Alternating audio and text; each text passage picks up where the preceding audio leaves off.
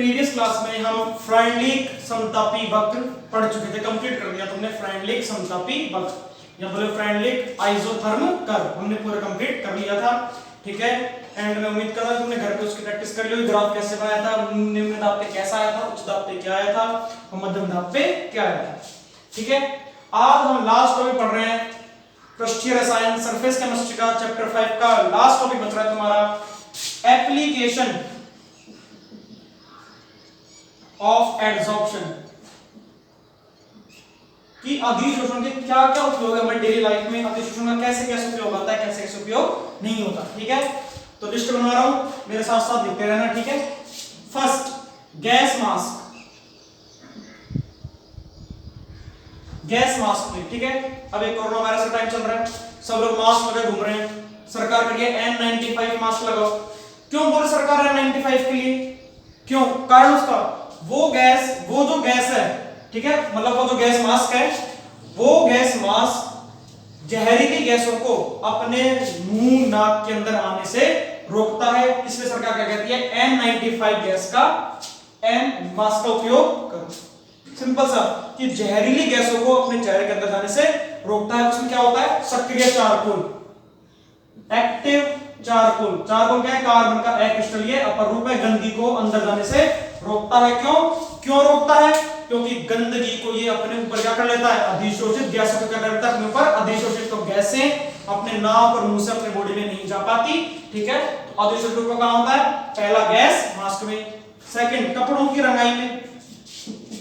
ठीक है, रंगने में क्यों, रंजक को अधिशोषित कर लेंगे।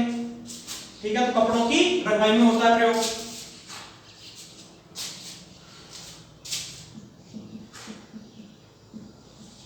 थर्ड वायु से नमी हटाने में,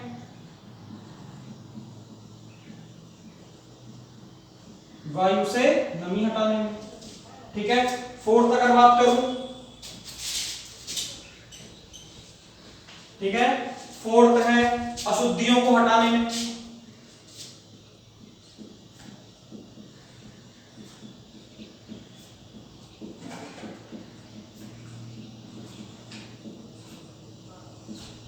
ठीक है, लिखो फटाफट चार, नेक्स्ट चलते हैं।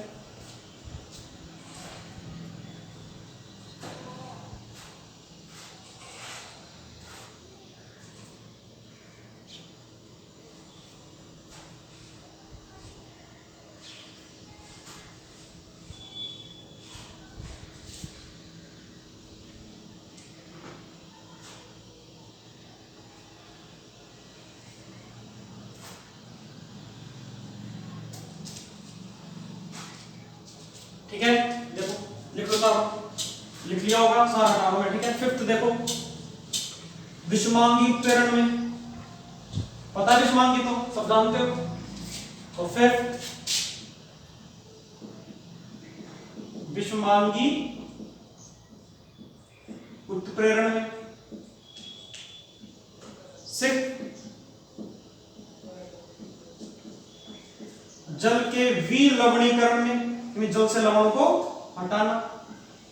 सातवां वर्णलेखिकी में, मतलब है मिश्रण में से दो द्रवों को पृथक करना। एट्थ गुणात्मक विश्लेषण में, ये सब प्रैक्टिकली है, तो तुम्हें इसके नाम याद करने केवल। और नाइन्थ, ठीक है, सॉरी नाइन्थ है नहीं, ये एट्थ थे, वो सेम इसी का नाम था, आयनों का विनिमय।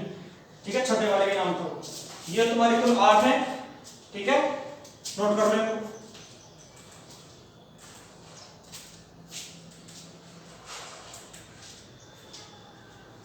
ठीक है, 6 का एक नाम और है आयन विनिमय रेजिन, मैं लिख दूं, ये भी लिख लो, आयन विनिमय रेजिन। ठीक है, चलो एक और लिख लो, 9 याद आ गया मेरे। उच्च निर्वात उत्पन्न करने में, उच्च निर्वात उत्पन्न करने में, वैक्यूम होता जहां कुछ नहीं होता, तो ये तुम्हारा उपयोग है। और इसी के साथ तुम्हारा चैप्टर क्लोज। ठीक है, फटाफट नोट कर लो।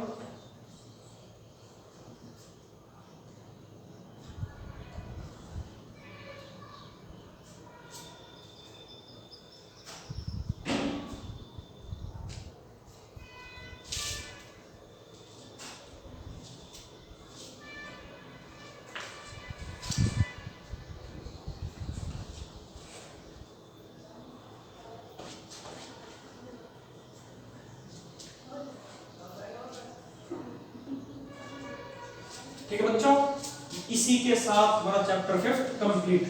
हमारे 2 चैप्टर 4th और 5th हो चुके हैं। ठीक है, 5th चैप्टर की पीडीएफ फाइल आज आ जाएगी, कुछ बाकी कल आ जाएगी। ठीक है, तो संडे तक तुम्हारी complete PDF file 5th chapter की तुम्हारे पास पहुंच जाएगी। तब तक पढ़ते रहिए लगातार, है ना, बुक से पढ़ते रहो और यहाँ देखते रहो, पीडीएफ फाइल आ जाएगी, फिर नोट्स कॉपी कर लेना। ठीक है, अब मैं नेक्स्ट चैप्टर स्टार्ट कर रहा हूं और नेक्स्ट चैप्टर का नाम है विलियन। चैप्टर 2 है तुम्हारा फिजिकल केमिस्ट्री का विलियन, इंग्लिश में से बोलते हैं सॉल्यूशन।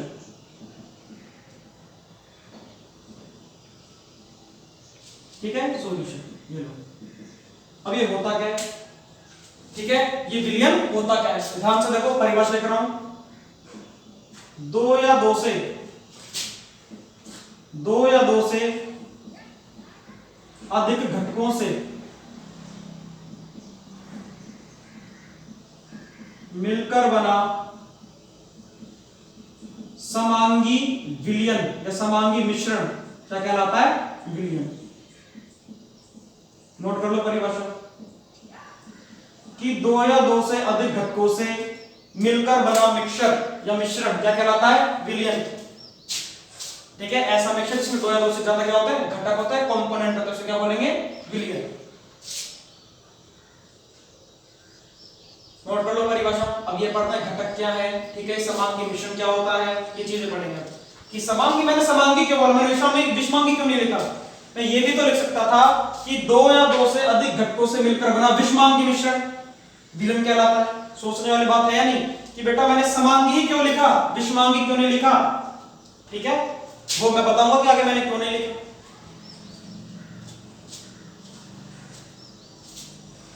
ठीक है, देखो, उम्मीद करता हूं लिख ली होगी, मैं हटा रहा हूं। ठीक है, अब तुम सोच रहे सर आप पीडीएफ फाइल तो दोगे, फिर लिखवाने का टाइम क्यों देते हो? बेटा इसलिए पीडीएफ फाइल आने में टाइम लगेगा। ठीक है, उसके बाद फिर चीजें आती हैं। पहली बात समझो घटक, कि घटक क्या है? घटक को बोलते हैं इंग्लिश में कंपोनेंट। जैसे मैं तुमसे बात करूं, what is the component of our body, कि हमारी बॉडी घटक क्या क्या है, तो क्या बोलोगे? किडनी, लीवर, हार्ट, ठीक है, और ये तुम्हारी इंटेस्टाइन। ठीक है, ये सारी चीजें क्या है? अपनी बॉडी घटक है। ठीक है, वेसल्स, है ना, वेन्स, आर्टरीज, ये सब क्या है? हड्डी, बोन्स, ये सब क्या है? हमारी बॉडी के घटक। सिंपल सा, जिनसे मिलकर कोई स्ट्रक्चर बनती है वो क्या हो जाता है? उसके घटक हो जाते हैं। जैसे पानी का घटक H+ और OH- आयन क्या होते हैं? पानी के घटक होते हैं, वाटर के कंपोनेंट होते हैं। सेम टू सेम विलयन के भी घटक होते हैं, जिनसे मिलके विलयन बनता है, जिनसे मिलके विलयन बनता है। ठीक है, विलय विलायक कह लो, या जैसे मान लो बहुत सारा, एक विलयन है बाल्टी में। ठीक है, एक बाल्टी का तुम एक वेसल ले लो, बाल्टी समझ लो। ठीक है, हिंदी में कोई दिक्कत नहीं है। इसमें NH3 का भी है, पानी भी है, ठीक है, सल्फ्यूरिक एसिड भी है। तो अब देखो, क्या ये विलयन है? हाँ विलयन है। किस किस का विलयन है? NH3 H2 H2 से घटक क्या हो गए? NH3 H2O H2O, यानी जिनसे मिलकर ये बनता है ammonia, water and sulphuric acid. ठीक है, तो घटक के घटक से ताप कर रहे हैं, घटक से मतलब है सीधा सा जिनसे मिलकर कोई भी कंपोनेंट, कोई भी बॉडी बनती है, दैट्स इट। ओके, तो घटक समझ में आ चुके होंगे। जैसे तुमसे पूछो ब्लड के घटक क्या है, मतलब ब्लड है, उसके कंपोनेंट क्या क्या है? तो प्लाज्मा, आरबीसी, डब्ल्यूबीसी, प्लेटलेट्स, ये क्या है? अपने ब्लड के कंपोनेंट, ब्लड से मिलकर बनता है। अब देखो, अब बात करता हूं मैं, ये समांगी वर्ड क्या है? मिश्रण भी छोड़ो, केवल समांगी। इंग्लिश में इसको बोलते हैं होमोजीनियस। क्या बोलते हैं? होमोजीनियस। बता रखा है विषमांगी है उसकी इंग्लिश, होमोजीनियस, हेटेरोजीनियस। समांगी, समान अंग, संधि विच्छेद, 10th क्लास की बात, समान अंग। ठीक है, तो जनरली वह विलयन जिसमें विलेय और विलायक दोनों क्या होते हैं? एक ही फिजिकल स्टेट में होते हैं। यानी कि अगर दोनों ठोस है तो बिल्कुल समांगी है, दोनों द्रव हैं तो बिल्कुल समांगी है, और दोनों गैस है तो भी समांगी है। हाँ, अगर विलेय ठोस, विलायक गैस, तो कैसा है? विषमांगी है, समांगी नहीं है। एक तो ये परिभाषा होगी। क्लियर है? क्या कहलाता है? समांगी विलयन। यानी जिसमें विलय विलय क्या हो, दोनों समान फिजिकल स्टेट में हो, इक्वल फिजिकल स्टेट में हो। अगर दोनों ठोस हैं तो दोनों ठोस, तो विलयन कैसा है? समांगी। दोनों अगर द्रव है तो भी समांगी, दोनों गैस है तो भी समांगी। लेकिन ये नहीं कि एक गैस है एक द्रव है, एक ठोस है एक द्रव है, एक गैस है एक द्रव है। ये क्या होगा? ये होगा बेटा हमेशा विषमांगी, हेटेरोजीनियस। क्लियर? अब देखते हैं, अब मैं तुमसे एक एग्जांपल पूछता हूं भाई। मैंने तुम्हें समांगी की परिभाषा ये बता दी कि जिसमें विलय और विलायक दोनों क्या हो? समान भौतिक अवस्था में हो, इक्वल फिजिकल स्टेट में हो। That's it. चीनी पानी सबने घोली है, सब बच्चों ने चीनी पानी घोल के देख रखा है अपनी लाइफ में। पानी गिलास लिया, शिकंजी बनाते हो ना, चीनी घोली, नींबू डाला, नमक डाला, पी गए। ठीक है, उसी का एग्जांपल लेता हूं। ये पानी मैंने मान लो 100 मिलीलीटर पानी ले लिया, 100 मिलीलीटर पानी। ठीक है, 1 लीटर ले लो, तो इसको 1 लीटर ले लो, 1 लीटर पानी सपोज कर लो, 1 लीटर पानी ले लिया मैंने, और उसमें मैंने चीनी डाली 100 ml। कितनी चीनी डाली? 100 ml डाल दी। ये लो चीनी डाल दी पूरे पानी में, चीनी गिर गई पानी के अंदर। क्या अब ये जो विलयन बनेगा क्या समांगी होगा? भाई नहीं होना चाहिए, तुम्हारे हिसाब से नहीं होना चाहिए। क्यों? क्योंकि चीनी क्या है? विलय, विलायक क्या है? पानी। चीनी तो सॉलिड है भाई, चीनी के दाने ठोस ही होते हैं, कौन से बहते हैं वो? नहीं। और पानी क्या है? लिक्विड, द्रव। ये तो कैसा बनेगा? विषमांगी है या नहीं?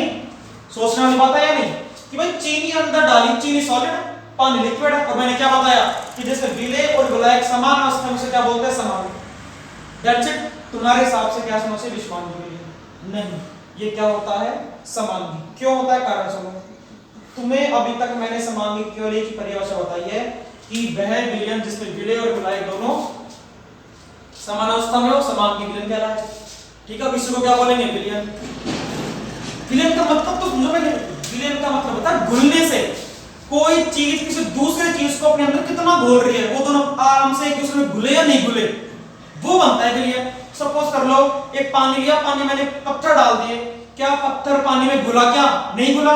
तो उसे क्या बोला? विषमांगी। विषमांगी क्या? विलयन ही नहीं बना, वो विलयन ही नहीं बना। विलयन तो कब बनेगा? जब वो पत्थर पानी के अंदर घुल जाएगा, तुम्हें दिखाई नहीं देगा, जब बनेगा वो विलयन। इसीलिए मैंने क्या लगाया? समांगी। क्यों? क्योंकि समांगी विलयन में पदार्थ एक दूसरे में पूर्णतया घुल जाते हैं और डिपेंड नहीं करता कि वो सॉलिड है या लिक्विड। क्लियर है? तो सिंपल सा विलयन से मतलब है एक दूसरे में घुलने से। इसलिए मैंने क्या लगाया? समांगी मिश्रण। क्यों? समांगी में सब चीज एक दूसरे में घुल जाती हैं, विषमांगी में कोई भी चीज एक दूसरे में नहीं घुलती। तो उम्मीद करता हूं अब समझ में आ गया कि चीनी पानी विलयन समांगी क्यों है। क्यों? क्योंकि चीनी पानी में आसानी से घुल जाती है। कुछ टाइम बाद चम्मच से लाओ, कुछ टाइम बाद तुम्हें चीनी दिखाई भी नहीं देगी, तो घुल गई पानी के अंदर, तो विलयन क्या बन गया? अब विलयन बन गया। कोई चीज घुल गई, विलय या विलायक में घुल गया, तो क्या बन गया? वो विलयन। और कैसा विलयन है? समांगी। क्योंकि विषमांगी होगा तो घुलेगा ही नहीं, इसलिए मैंने आगे क्या नहीं लगाया? विषमांगी नहीं लगाया, केवल क्या लगाया? समांगी। तो अब तुम्हें समझ में आ चुका होगा कि मैंने परिभाषा ये लिखी थी कि दो या दो से अधिक घटकों से मिलकर बनने वाला समांगी मिश्रण। अब समझ आ गया कि मैंने समांगी क्यों लगाया। ठीक है, तो चीनी और पानी का विलयन क्या होता है? समांगी होता है, विषमांगी नहीं होता। किसके आधार पर? घुलने के बेस पर। क्यों? एक दूसरे में घुल जाता है, इसलिए मैंने क्या बोला? समांगी मिश्रण। नमक पानी का विलयन ले लो, क्या? समांगी है। ठीक है, नोट कर फटाफट।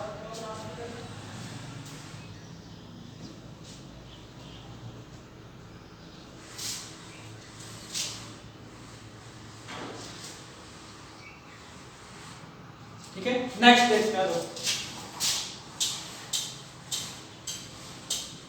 और संडे की छुट्टी रहेगी। ठीक है, ऑनलाइन क्लास की हर संडे को छुट्टी रहेगी ऑनलाइन क्लास की। ठीक है, तो संडे को जितना मैंने 6 दिनों में कराया है उसको रिवाइज कर लेना। ठीक है, संडे को इसलिए छुट्टी रखता हूं मैं ताकि संडे को तुम जो पिछला मंडे से सैटरडे तक मैंने जो भी चीज तुम्हें कराई है वो तुम संडे को पूरा रिवाइज कर सको, इसलिए मैं संडे की छुट्टी रखता हूं। ठीक है, संडे को क्लास नहीं आएगी, क्लास केवल मंडे से सैटरडे तक ही आएगी। ओके, अब देखो ध्यान से नेक्स्ट। अब मानो किसी विलयन, अब विलयन की बात करता हूं, विलय और विलायक की। भाई इनसे मिलकर विलयन बनता है, तो विलय और विलायक। भाई जो विलयन में कम मात्रा में है जो विलय में कम मात्रा में है उसे क्या बोलेंगे, विलय, और जो अधिक मात्रा में है उसे क्या बोलेंगे, विलायक। सब जानते हो। चीनी पानी, ठीक है, तो अगर मान लो मैंने 1 लीटर पानी लिया, उसमें 100 मिलीलीटर चीनी मिलाई, तो विलय क्या हो गई, चीनी, विलायक क्या हो गया, पानी। ठीक है, अब कई स्टूडेंट मुझसे क्वेश्चन पूछते हैं, सर मान लो 5 लीटर दूध और 5 लीटर पानी, ठीक है, और दोनों घुल जाएंगे दूसरे में, बिल्कुल घुलेंगे, तो विलय किसको माने, तो विलायक किसको माने। भाई बिल्कुल सही क्वेश्चन है कि सर अगर कोई विलयन है उसमें 5 लीटर तो दूध है, मिल्क, और 5 ही लीटर पानी है, ठीक है, अब मैं विलय किसको मानूं, अब मैं विलायक किसको मानूं। बिल्कुल सही क्वेश्चन है यार कि विलयन बन गया, विलयन तो बन गया, क्यों, दोनों एक दूसरे में घुल गए, दोनों दूध और पानी, ना तो तुम्हें पानी दिखाई दे रहा, ना तुम्हें दूध दिखाई दे रहा है, नहीं दिखाई दे रहा, ठीक है।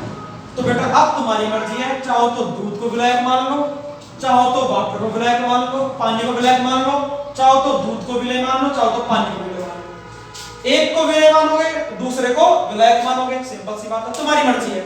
बोल दो सर पानी विलायक है, दूध विलय है, बोल दो दूध विलायक है, पानी विलय है, तुम्हारी मर्जी है। तो जब भी समान मात्रा में विलय विलायक मिले तो तुम्हारी मर्जी रहती है, अपनी मर्जी रहती है, कुछ भी मान लो, विलय ये है, विलायक ये है।